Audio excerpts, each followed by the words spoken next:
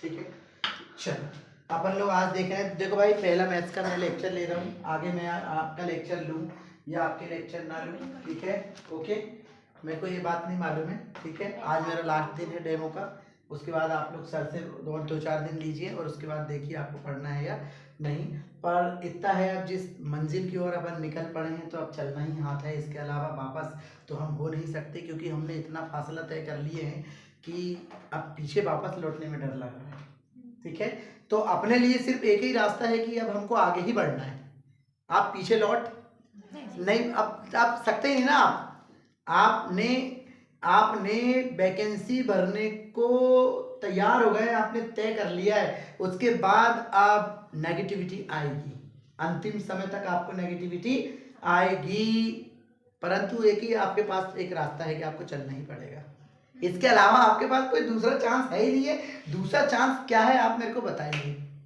और अब इसमें ये ढूंढना कि कोर्स नहीं हो पाएगा और हमारा सिलेक्शन नहीं हो पाएगा, तो एक बात याद रखना, जब एक बच्चा तुरंत नहीं चलता है, वो अम्मा अम्मा चलता है, उसके बाद वो गिरता है, पड़ता है, उसके घुटने टूटते हैं, उसका थूथना टूटता है, उसके बाद वो देखो एक दिन ऐसा निकल जाता है कि शायद वो मेरी कॉम बन जाता है और एक रेस जीत जाता है, इतना भयंकर दौड़ पड़ता है वो।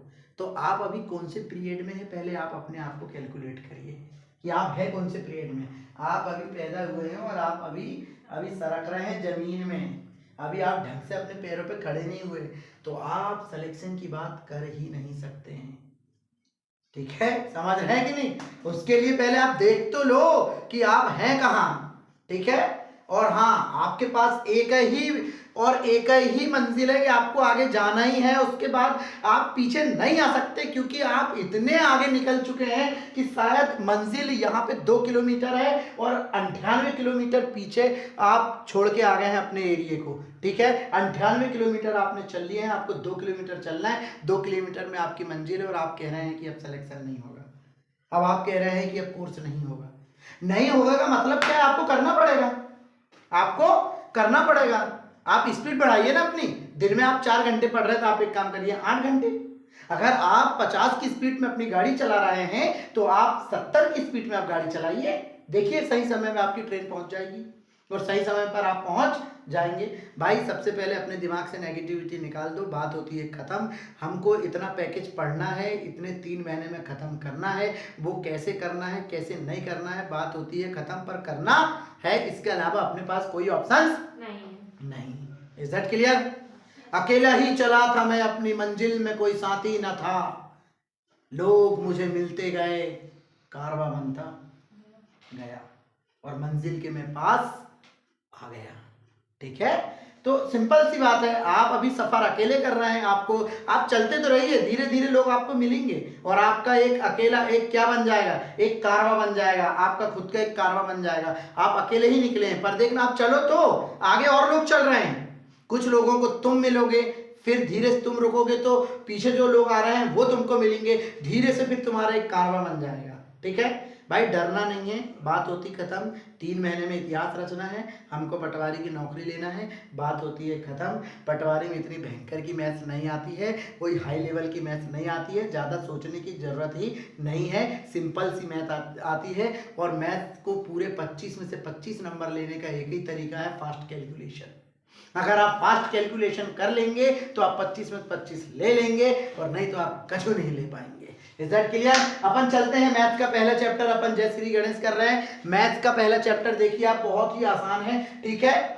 चैप्टर इधर उधर है, मैं पहला टॉपिक पढ़ा रहा हूं आपको, संख्या पद्धति किसे कहते हैं, नंबर सिस्टम। तो मैथमेटिक्स में अपन इसका इंट्रोडक्शन पार्ट पढ़ रहे हैं, इंट्रोडक्शन के बाद अपन क्वेश्चन करेंगे, क्वेश्चन अपन कल से चालू करेंगे, अभी अपन सिर्फ कर रहे हैं इनका इंट्रोडक्शन कि भाई ये होता क्या है, संख्या पद्धति होती क्या है। भाई संख्या और पद्धति का मतलब होता है एक सिस्टम, एक प्रणाली, एक तंत्र, एक यंत्र, इसको कहते हैं सिस्टम। Is that clear? और संख्या यानी नंबर यार, तुम लोग ने तो पढ़े होंगे जीवन में, 1 2 3 4 5 6 7 8 9 10, कितने सारे नंबर आपने पढ़े होंगे। तो उन्हीं नंबरों को के साथ हम लोग कुछ करने वाले हैं, ठीक है, प्लस माइनस गुणा भाग कैलकुलेशन करने वाले, उसी को कहते हैं संख्या पद्धति। इसका क्या इंट्रोडक्शन है अपन चालू करते हैं। सबसे पहले बारी बारी अपन देखते हैं, एक एक संख्या को देखते हैं ये होती क्या है। सबसे पहले अपन देखते हैं प्राकृत संख्या जिसको कहते हैं natural number. What is the natural number? Natural number it is started by 1 to infinity is called natural number। प्राकृत संख्या किसे कहते हैं? प्राकृत संख्या वो होती है वे संख्याएं जो 1 से प्रारंभ होकर अनंत तक जाती हैं। कहां तक जाती है हमको नहीं मालूम, कहां तक जाती हमें नहीं मालूम। तुम 9 10 20 25 कहां तक जा रही हमें नहीं मालूम, वो अनंत होती है। क्या होती है? अनंत मतलब इन्फिनिटी, इनफाइनेटली मतलब वो कहां तक जा रही हमें नहीं मालूम। तो प्राकृत संख्या बहुत ही अच्छे समझो, इसी पे बेस्ड है क्वेश्चन, इसी पे बेस्ड रहेंगे पूरे क्वेश्चन, ठीक है।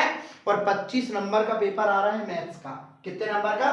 25। और 25 में से आप 25 ले सकते हो। अरे यार पटवारी की मैथ्स उतनी हाई लेवल की नहीं आती है, उतनी हाई लेवल की है ही नहीं है मैथ्स ये पटवारी की, केवल कैलकुलेशन ही है और इसके अलावा कुछ नहीं है। अगर मैथ्स में 25 में 25 चाहिए फास्ट कैलकुलेशन, बस बात होती है खत्म। तो आपको 25 में 25 मिल जाए, पर उतनी भयंकर की हाई लेवल की नहीं आती इस एग्जाम में, ठीक है। तो सबसे पहले चलते हैं प्राकृत संख्या किसे कहते हैं, नेचुरल नंबर किसे कहते हैं। वे संख्याएं जो 1 से प्रारंभ होकर अनंत तक जाती हैं या अनंत तक होती हैं, उन संख्याओं को हम प्राकृत संख्याएं कहते हैं। ये संख्याएं 1 से चालू होती है और अनंत तक जाती है। 1 2 3 4 5 6 7 डैश अनंत तक, ठीक है। ये इन्फिनिटी का चिन्ह है, ये क्या का चिन्ह है? इन्फिनिटी का चिन्ह है, मतलब अनंत कितनी है हम बोल भी नहीं सकते। Is that clear? तो ये है प्राकृत संख्या। अगर आपसे कोई पूछ ले कि प्राकृत संख्या क्या है या नेचुरल नंबर क्या है, तो आप ये बता सकते हो कि जो नंबर 1 से प्रारंभ होता है और अनंत तक जाता है उसे हम कहते हैं प्राकृत संख्या। Natural number started with 1, started by 1, starting by 1, it is the counting number, it is the counting number started by 1।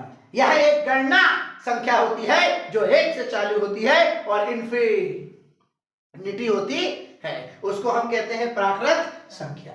ठीक, अब समझ में आई इसकी मीनिंग। ऐसी संख्या जो 1 से क्या होती है? चालू होती है और कहां तक जाती है? अनंत तक, उसको कहेंगे कौन सी संख्या? अभी मैं पूछूंगा तुम लोगों से। Is that clear? एक समझ में आ गई? Yes sir. Started by 1, started by 1 और it is the counting number, it is the counting number. ये गणना वाली संख्या यार, काउंटिंग नंबर होते हैं, ठीक है। 1 2 3 4 5 पर स्टार्ट होगा कहां से? 1 से, यही लॉजिक है। Is that clear? अगला आते हैं अपन पूर्ण संख्याएं। पूर्ण संख्याएं, होल नंबर। तो होल नंबर अपन क्या कहेंगे? Started by 0, started by 0। एक ऐसा नंबर जो कि 0 से चालू हो रहा है उसे हम क्या कहेंगे? पूर्ण संख्या। और कहां तक जा रही है? अनंत तक जा रही है, तो स्टार्टेड बाय 1। या फिर नेचुरल नंबर के आगे आप 0 सेट कर दो, नेचुरल नंबर के आगे आप 0 लगा दो तो वो बन जाता है होल नंबर। देख लीजिए आप क्या लग गया? 0। तो ये है आपकी ऊपर ये वाली संख्या क्या है? देख लो, प्राकृत संख्या। और प्राकृत संख्या के आगे अगर हम 0 लगा दें तो वो क्या हो जाती है? पूर्ण संख्या। तो इसका मतलब क्या पूर्ण संख्या 1 से चालू होती है? नहीं, पूर्ण संख्या 0 से चालू। और जाती कहां तक है? अनंत तक जाती। अब मुझे बताइए दोनों में क्या डाउट है? दोनों समझ गए आप? ये पहले भी हम लोग ने पढ़ के आ चुके हैं जब छोटी छोटी क्लास में थे अपन लोग, ठीक है। ओके, यहाँ तक क्लियर हो गया। अब अपन अगला चलते हैं। ये दो कॉन्सेप्ट क्लियर मुझे नहीं, जल्दी बताओ। अब तीसरा चलते हैं पूर्णांक। इंटीजर्स किसे कहते हैं? पूर्णांक। पूर्णांक दो शब्दों से मिलकर बना है, पूर्णधन अंक। पूर्णधन, अरे पूर्ण का मतलब जो पूरा पूरा हो, अंक का मतलब कोई नंबर, कोई गिनती, ठीक है। 1 2 3 0 4 5 6 7। तो पूर्णांक का मतलब क्या होता है? बहुत ही अच्छे से समझ लीजिए। पूर्णांक, पूर्णांक का मतलब होता है पूर्ण अंक। पूर्णांक, पूर्ण धन अंक। पूर्ण यानी पूरे, पूर्ण यानी पूरे, अंक यानी संख्या, नंबर जो आधी अधूरी ना हो, जो आधी अधूरी ना हो। अगर मैं बोल रहा हूं 1.5, 1.25, 2.5, 3.5, ये पूर्णांक नहीं है, क्योंकि पूर्णांक का मतलब क्या होता है? पूर्ण। पूर्ण बोले तो 1 पूर्ण है, 10 पूर्ण है, 5 पूर्ण है, 11 पूर्ण है, 12 पूर्ण है, पर मैं बोल रहा हूँ 12.5, 11.5, 10.5, 10.15, तो वो पूर्णांक कैसे हो जाएगा? पहले लॉजिक तो समझो। पूर्णांक का मतलब होता है क्या है? पूर्णांक का मतलब होता है पूर्ण अंक, जो पूर्ण अंक हो जिसमें दशमलव में कोई संख्या ना हो। तो पूर्णांक किसे कहते हैं, बहुत ही अच्छे समझो। पूर्ण संख्या ही पूर्णांक कहलाती है। तो पूर्ण संख्या है कहाँ, ये ऊपर है, मतलब 0 1 2 3 4 5 6 7 8, ठीक है, डैश डैश डैश। तो पूर्ण संख्या ही पूर्णांक होती है। यह दो प्रकार की होती है, एक धनात्मक और एक ऋणात्मक। अर्थात कहने का मतलब पूर्ण संख्या ही पूर्णांक होती है। यह दो प्रकार का होता है, एक धनात्मक पूर्णांक और एक ऋणात्मक पूर्णांक। ये देखो, धन वाली संख्या धन 1, धन 2, धन 3, धन 4, धन 5, डैश डैश डैश डैश। अगला है ऋणात्मक पूर्णांक, -1, -2, -3, -4। क्या लगा है उसके आगे, माइनस लगा है। इसके आगे माइनस लगा मतलब ये क्या हो गया, ऋणात्मक पूर्णांक। और इसके आगे लगा है प्लस, मतलब ये हो गया धनात्मक पूर्णांक। अब पूर्णांक की मीनिंग तो समझिए भाई साहब। जो संख्या पूर्ण हो, इधर देखो 4 पूर्ण है। अब कैसे मालूम सर 4 पूर्ण है? अरे यार पहले ये बताओ, क्या 4 के आगे पीछे दशमलव लगा? नहीं लगा तो वो पूर्ण संख्या है। क्या है वो? अरे अपने आप में पूरी है कि नहीं? वो 4 अपने आप में पूरी है। क्या वो अधूरी है? नहीं है। क्या उसमें कुछ पॉइंट ज्यादा है? नहीं है। केवल 4 यानी 4, ना तो इधर ना तो उधर। हाँ, अगर 4.5 हो गई, 4.5, तो वो पूर्णांक नहीं है। वो क्या है? तो पूर्णांक का मतलब क्या होता है? जो पूरी हो, उसके अलावा और कोई ना हो, उसको कहते हैं अपन पूर्णांक। तो यहाँ पे देखिए उदाहरण के तौर पे, जो संख्या पूर्ण हो, जैसे 4 कैसी है? पूर्ण। 1 क्या है? पूर्ण। 2 क्या है? पूर्ण। ऐसे करके डैश डैश डैश डैश 12 15 20 25 100 1000, ये क्या है? पूर्ण। परंतु अगर मैं बोल दूं 1000.5, अपूर्ण है। 4.5 अपूर्ण है। 2.1 अपूर्ण है। 1.25 अपूर्ण है। अगर 1 आया तो पूर्ण है। आगे पीछे दशमलव में कुछ नहीं होना चाहिए। समझ रहे हैं कि नहीं? ये ध्यान देने योग्य वाली बातें। कई बार थ्योरी में जाता है क्वेश्चन, ठीक है। परंतु जो अपूर्ण है, जैसे ये देख लो 4.5, तो ये भैया पूर्ण संख्या नहीं। ये देखिए ना, 4.5 कैसे पूर्ण संख्या हो जाएगी? ठीक है, अगर ये पूर्ण संख्या तभी होगी जब यहाँ पे केवल 4 ही बचेगा। ये देखो, ये 4 1 क्या है? पूर्ण संख्या। 3 रहता तो एक पूर्ण संख्या, पर 3.5 रहती तो अपूर्ण संख्या। लॉजिक समझ में आ गया? पक्का 100%। तो बताओ 0.09 पूर्णांक है कि अपूर्णांक है? हाँ, क्योंकि उसमें पॉइंट है। बस इतना ही लॉजिक है। दशमलव इधर उधर नहीं होना। अगर दशमलव में आ रहा है तो वो अपूर्णांक है, और दशमलव में नहीं आ रहा है, पूर्णांक है, तो वो क्या है? पूर्णांक है। Is that clear? जितना लॉजिक समझ में आया? ये दो प्रकार का होता है, धनात्मक और ऋणात्मक। आप समझ गए बेटा? आगे चलते हैं अपन लोग। सम संख्या किसे कहते हैं? Even number. ठीक है, सम संख्या किसे कहते हैं? बहुत ही अच्छी समझना।